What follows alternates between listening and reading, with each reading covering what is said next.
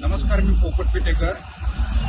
अहिल्यानगर महापालिकेकडून अनेक रस्त्याचे कामं सुरू आहेत. आपण पाहू शकता. पण या रस्त्याचे कामं सुरू होत असताना कुठेतरी अपघातही होताना पाहायला मिळत आहे. या रस्त्यावर कोणतेही बॅरिकेड वगैरे लावलं नसल्यामुळे अपघात पाहायला मिळत आहे. एक गाडी डायरेक्ट रस्त्याच्या खाली घसरून मोठा अपघात झालेला इथं तुम्ही बघू शकता. कोणतेही या रस्त्यावर बॅरिकेड वगैरे लावलं नसल्यामुळे गाडी रस्त्याच्या खाली येऊन हा अपघात घडलेला आहे. आपण बघू शकता अपघात झालेला आहे.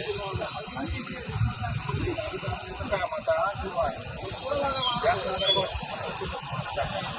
नागरिक आहेत. दादा, काय सांगाल, कशा पद्धतीने हा अपघात झाला? इथं आहे ना, पट्टण होतं त्या दिवशी पण एक EMS 17ची गाडी इथं गेली. आम्ही असं उचलून ती गाडी वरती घेतली. फॅमिलीवालेच होते ते.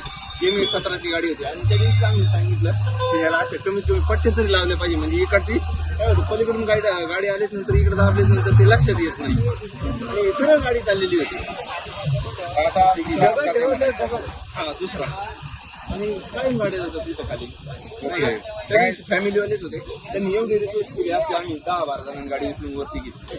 प्रशासनाला काय आवाहन कराल? नाही, याला असे पट्ट्या वगैरे लावल्या पाहिजेत त्यांनी, नाही का? म्हणजे आणि एकच साईड चालू आहे त्याच्यामुळे. आणि हा इतका वाहतुकीचा रस्ता आहे का नाही, खूप वाहतूक असते. अशा पद्धतीने नागरिकांनी बॅरिकेड किंवा या पट्ट्या लावल्या तर अपघात होणार आहे ते टाळता येईल असं आवाहन या नागरिकांनी केलेलं आहे. पोपट पिटेकर, अहिल्यानगर.